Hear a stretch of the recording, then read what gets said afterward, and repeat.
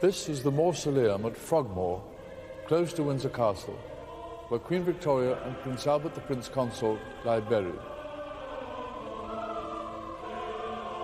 As a great-great-grandson, I've always had a considerable fascination for them and the influence they exerted. This film focuses perhaps rather on Prince Albert, who was responsible for some of the things we take for granted in this country today. He helped fashion the constitutional model of our monarchy. He had a hand in social reform. He was a patron of the arts, and he built some of his family's great houses.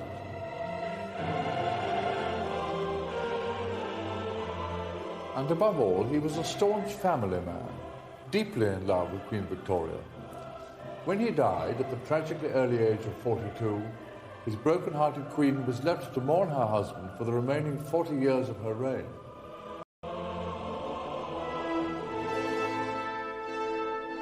I always get a strong feeling of Queen Victoria's sense of loss from this photograph of mine, which shows Prince Albert, and in her own handwriting, Queen Victoria has written, "Beloved Papa," meaning Albert, "from poor, broken-hearted Mama." When she wrote it, the Prince Consort had already been dead for 2 months. No human power will make me swerve from what he decided and wished. Queen Victoria vowed sadly after the Prince Consort's death, and right up until the Queen's Diamond Jubilee in 1897 that crowned the remaining 40 years of her lonely reign, she was guided by Prince Albert.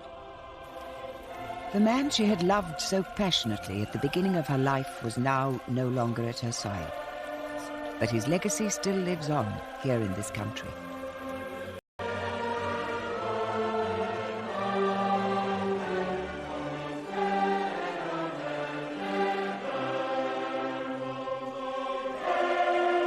He designed and built royal palaces. He modernized existing ones. Organizations that he headed put up great buildings.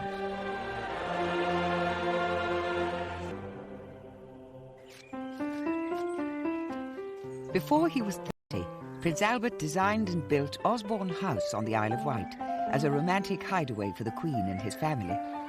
The house remains much the same as it was then, a tribute to the remarkable artistic taste of the Prince Consort.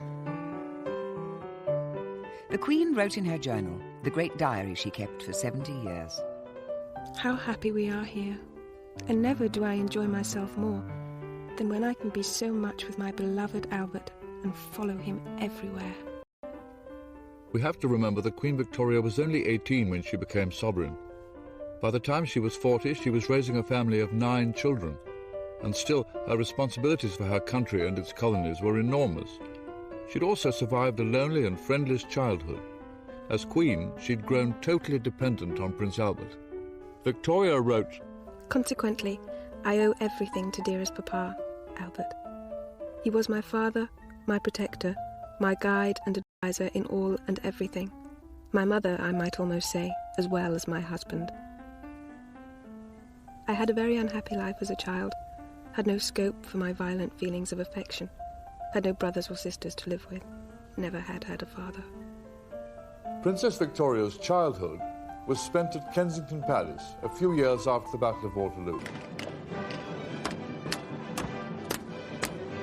Open up in the name of the Queen! It was 6 a.m., and because of the hour they were refused entry. Only when they demanded to see the Queen were they let in. Princess Victoria was woken and informed in this room that her uncle, King William IV, had died during the night. Dressed still in her nightclothes, the 18-year-old now found herself queen. Victoria had a remarkable first day as sovereign here in Kensington Palace. She began by captivating all those attending her first Privy Council meeting here in this room. Melbourne, the Prime Minister, Lord John Russell, Lord Palmerston, the great Duke of Wellington, and Sir Robert Peel. That night, the Queen also removed herself from the clutches of her mother and abolished the Kensington system. In the evening, one word proclaiming her new independence appeared prominently 5 times in her diary. Alone. Quite alone. Of course quite alone. And at 9 came Lord Melbourne, whom I saw in my room. And of course, quite alone. But the young Queen was not alone. The court she presided over was highly political. Lord Melbourne was not only Prime Minister and leader of the Whig Party, he also acted as the Queen's principal advisor. Dining and riding with Lord Melbourne most days, the teenage Queen became first dependent on his advice and then quite infatuated with the worldly 58-year-old Prime Minister. The young Queen was readily influenced by Lord Melbourne. He distrusted change and hid from her the truth about social conditions in Britain. He believed children should be put to work in factories rather than starve. He thought flogging in prisons and treadmills was permissible, and that workhouses were for the social good. So, at a very early age, Queen Victoria's natural sympathies were blunted by the views of Lord Melbourne. Worse, the court Queen Victoria had inherited was traditionally partisan. Her ladies-in-waiting appointed by the party were wives of prominent Whig politicians. Inevitably, the crown became embroiled in a political crisis. It came when Melbourne's Whig government was forced to resign. The young Queen was desperate at losing her father figure. She wrote tearfully at his departure, All my happiness gone.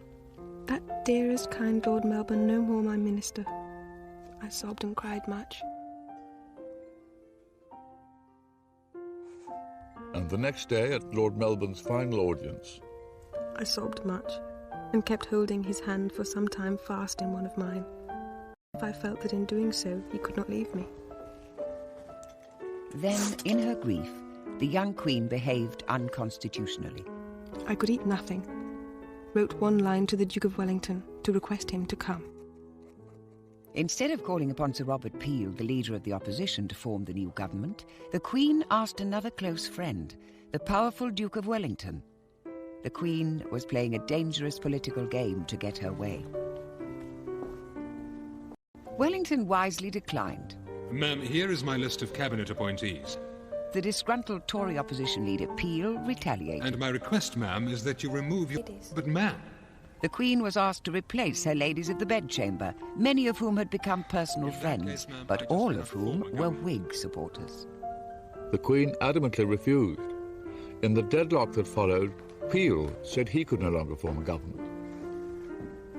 Triumphant, the Queen wrote back to Lord Melbourne. I was calm, but very decided. The Queen of England will not submit to such trickery. Keep yourself in readiness, for you may soon be wanted. Queen Victoria then asked Lord Melbourne, her mentor and favourite, to return and form another government. And that brought an end to what became known as the bedchamber plot. It was an incident in which the young Queen was seen to exceed her role as sovereign. Changes would have to be made. Prince Albert Saxe-Coburg-Gotha, just 20, found himself in this volatile atmosphere in October 1839. To encourage the union between the two royal households, he had travelled all the way from Germany to meet Queen Victoria at Windsor. The Queen saw Prince Albert at the foot of the main staircase.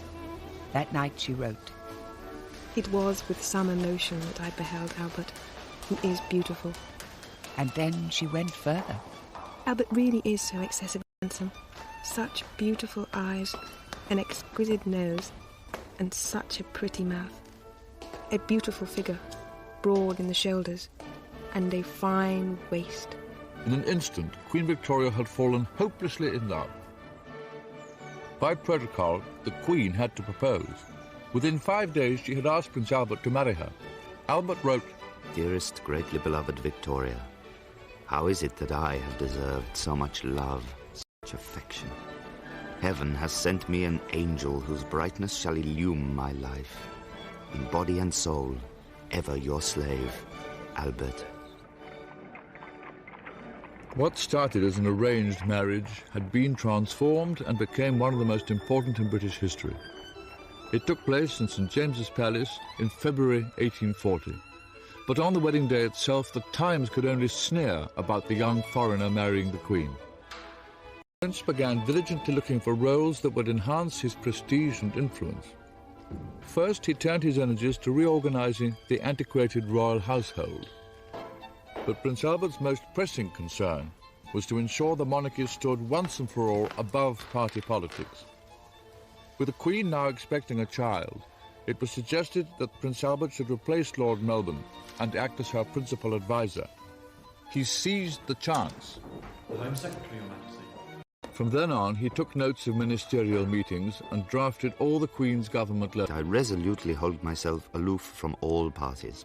I speak openly with the ministers on all subjects. I endeavour quietly to be of as much use to Victoria in her position as I can.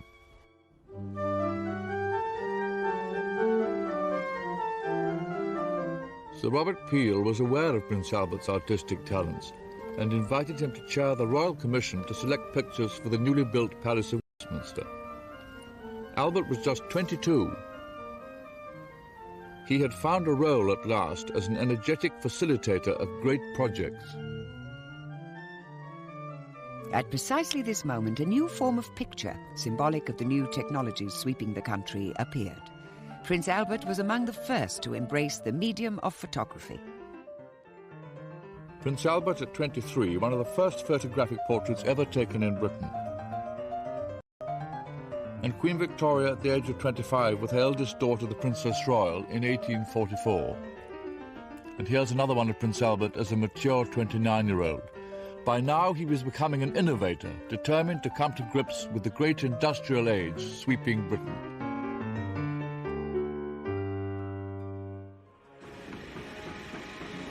Britain and the rest of Europe were going through a dramatic change.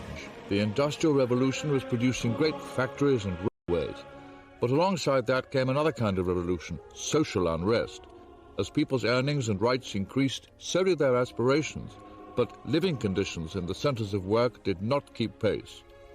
Prince Albert, rather than the Queen, was aware that the times were dangerous. As royal houses on the continent began to buckle and fall under popular revolution, the Prince's diary for 1848 reflected his growing concerns. 7th of March. The property of the French royal family is sequestered at Paris. 10th of March. Riots in Munich. 17th of March. Great riots among the peasantry in Swabia. 18th of March. News of revolution in Berlin. 4th of April. Disquieting views from Ireland. 11th of April. Increase in anarchy in Germany. 18th of April. A long conversation with Lord Shaftesbury as to what can be done for working classes.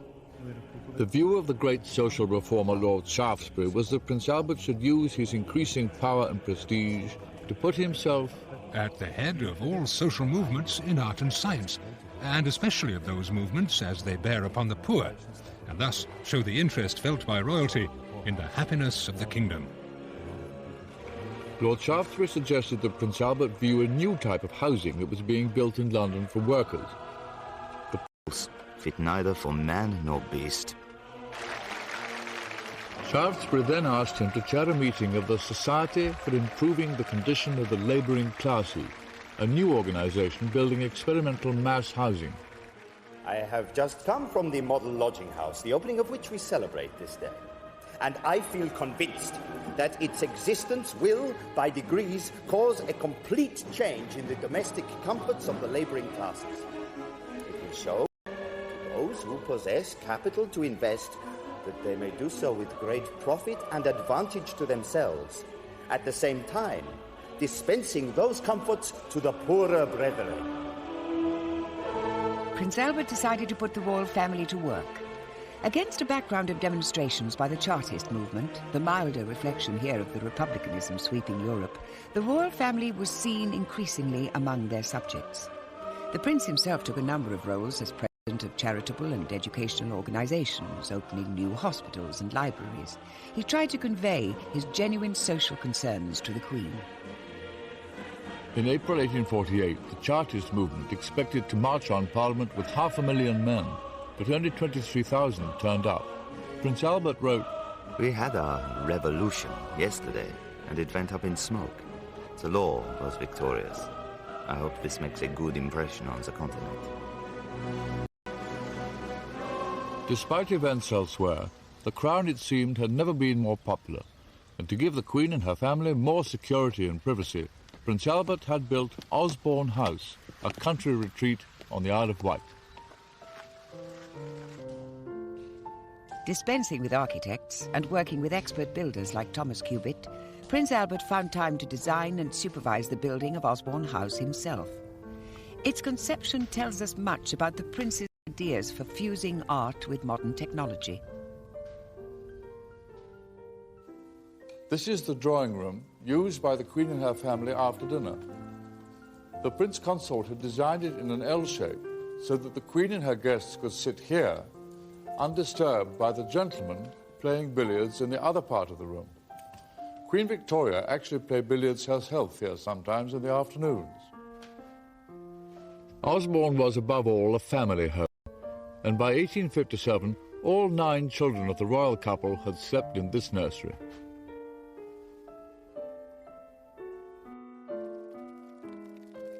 Osborne House has been left today as though the royal couple still lived there.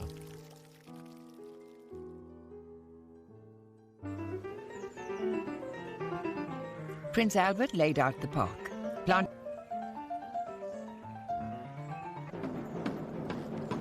Model fort was built by Prince Albert to teach military manoeuvres. Come on, you men! That is good. There was an extensive nature museum like the one of his childhood. What is this eagle called? White-tailed eagle. And how fast can it fly? I would say that. But even at Osborne, the Queen was never far from the duties of state. Prince Albert had become the power beside the throne as he sat next to his wife drafting her letters. But she was clearly frustrated about the way successive governments had failed to recognize his services to the country. Victoria wrote, "Oh, if I only could make him king."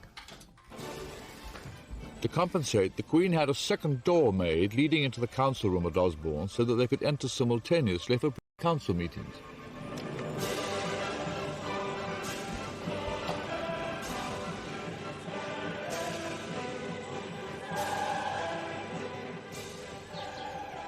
Then came possibly Prince Albert's finest achievement. He became the guiding force behind a festival of art, science and engineering that would capture the spirit of the Victorian age. He had once admired the great conservatory at Chatsworth House in Derbyshire, and when its architect presented him with a daring plan to house the exhibition in a palace of glass, the Prince approved. This is the first sketch for the great exhibition. It's a doodle on blotting paper by Joseph Paxton, the designer of the Chatsworth Conservatory.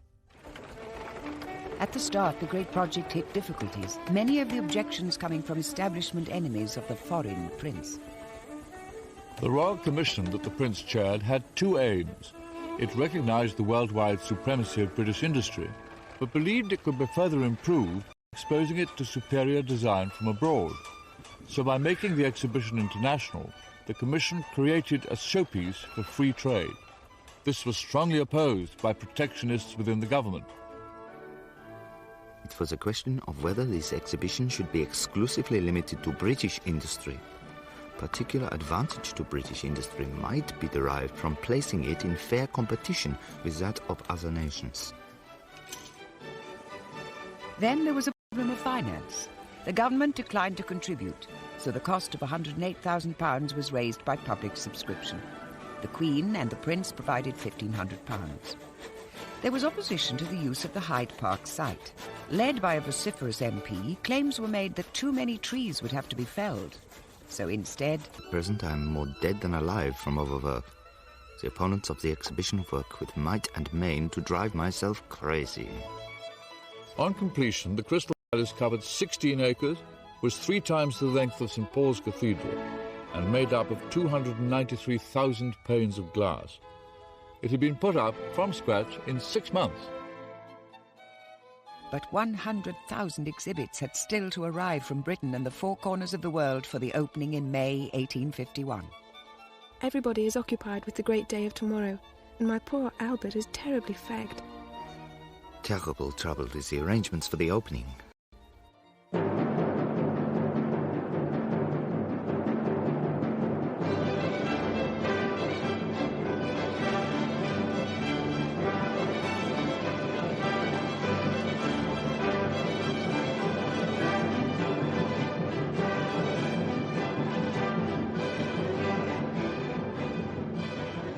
This day is one of the greatest and most glorious days of our lives, with which, to my pride and joy, dearly beloved Albert is forever associated. The glimpse through the iron gates of the transept, the waving palms and flowers, the myriads of people filling the galleries, together with the flourish of trumpets as we entered the building, gave a sensation I shall never forget, and I felt much moved. Among the ambassadors at the opening was a mysterious Chinaman dressed in satin who repeatedly bowed to the Queen. Tactfully, Victoria included him in the procession. He Sing turned out to be an impostor. He was the owner of a Chinese junk moored on the Thames who pushed his way to the front. The exhibition was the greatest treasure trove of industry, art and science the world had ever seen. British exhibits filled the entire western nave, and foreign ones took up the eastern half. The Indian section was a cornucopia of gems, silks, cottons and great crowns in precious metals. There were elephant tusks and tiger skins. The most popular exhibit was in the French section, a fountain of eau de cologne that ran continuously. Then there was the latest engine by James Watt, possessing the collective power of 700 horses. A floating church for seafarers. The Koh-i-Noor diamond. A soda water machine. A boat easily converted into a comfortable mattress or safety life belt. An India rubber bath. Wigs that had built-in ventilation. And a set of false teeth enabling the wearer to yawn. The country's entire population was only 23 million. Prince Albert was able to write with satisfaction. The crowds at the exhibition are bigger each day. On the financial side, we naturally stand very well. Profits from the Great Exhibition were £186,000, and Prince Albert wanted the money to encourage new design in British industry. The catalyst for the new schools of design would be a great cluster of museums in Kensington. His ideas led to the Science Museum, the Natural History Museum, the Victoria and Albert Museum for Arts and Design, and the Albert Hall for music and science exhibitions.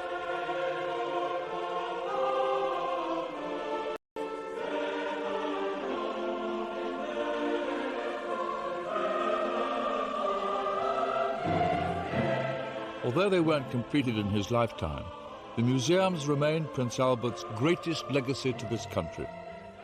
And they extended the influence of science, art and design upon industry as a whole.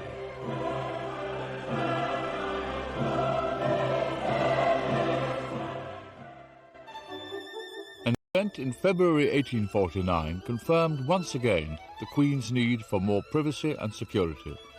One of her sketchbooks was stolen from Windsor Castle and the contents published in a popular newspaper.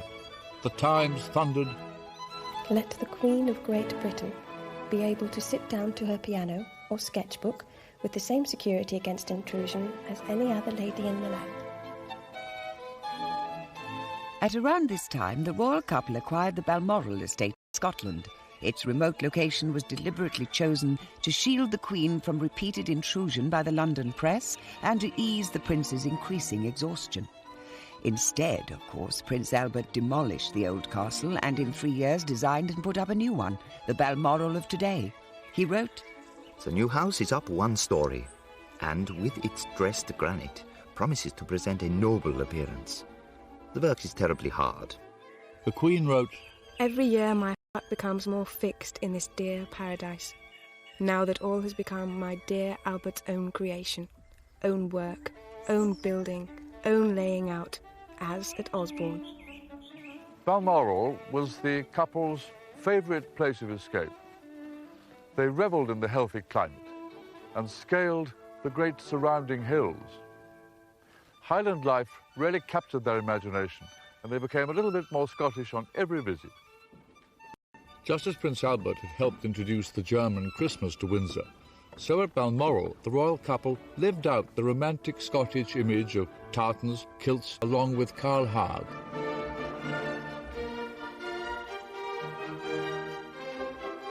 Even the gillies were painted.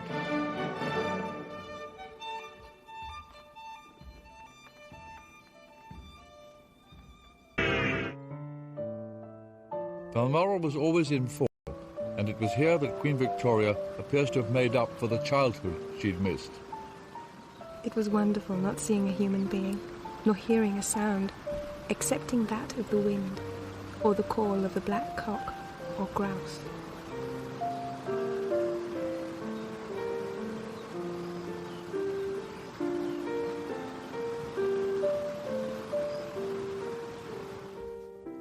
One of Queen Victoria's favourite houses, and certainly the most modest, was here at Otnadusach, on the shores of Loch Mick, about 7 miles from the castle.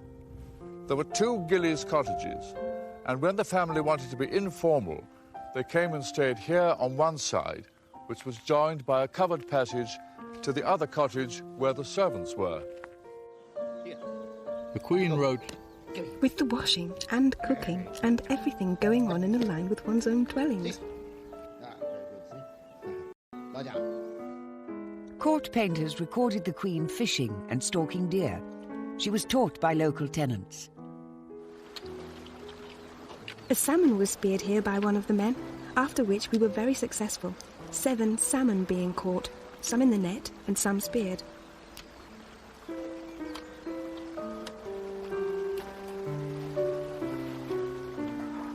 The scene at this beautiful spot was exciting and picturesque in the extreme.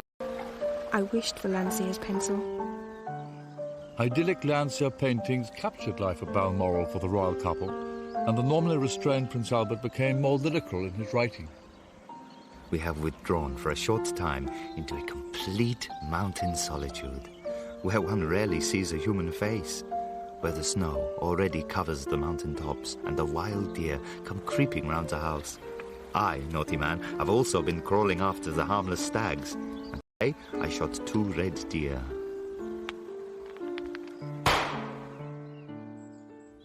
Suddenly, while he was at the height of his powers, Prince Albert found himself in a very vulnerable position. In 1853, public opinion swung violently against him over an issue of patriotism. It became known that the prince had advised the Queen against sending a British force to the Crimea to stop Russian expansion in the eastern Mediterranean. It is too much that one man, and he not an Englishman by birth, should be administrations. Nevertheless, the controversy soon died down once the royal couple bowed to popular will and supported the expedition against Russia. Initially, the Crimean campaign was a disaster for the British Army. The men soon became bogged down in trench warfare around the landing port of Balaclava, and they weren't dressed or equipped for fighting on Russian soil. There were no proper field hospitals, and the dead were buried in rows by the ships in port. William Russell, the Times correspondent at the front, was the first to reveal the incompetence of the expedition. This army has melted away almost to a drop of miserable, washed-out, worn-out, spiritless wretches who muster out of 55,000 just 11,000 fit to shoulder a musket. It is with feelings of surprise and anger that the public will learn that no sufficient medical preparations have been made for the proper care of the wounded. It's interesting to note that my old regiment, the 11th Hussars, which had escorted Prince Albert from Dover to London when he came to marry Queen Victoria, found itself 14 years later leading the charge of the Light Brigade. That charge effectively ended the Battle of Balaclava. Out of 110 officers and men who galloped into the Russian line, less than a quarter returned. The army was in a mess. The Queen, concerned about morale, regularly visited those wounded who were fit enough to be evacuated. Meanwhile, the Prince was approached by certain senior officers and asked to reorganize the whole structure of the army. I hazard the opinion that our army, as at present organized, can hardly be called an army at all, but a mere aggregate of battalions of infantry, with some regiments of cavalry and an artillery regiment. Prince Albert's intervention turned out to be crucial. The army wasn't organized for grand foreign expeditions, so he devised a system of supply bases leading all the way to the battlefields of the Crimea. They had to start in the south of England, so first he looked for open land that was close to railways and embarkation ports and could be used for manoeuvres. and the base at Aldershot came into being. Prince Albert advocated the setting up of hospitals at the main supply port of Balaclava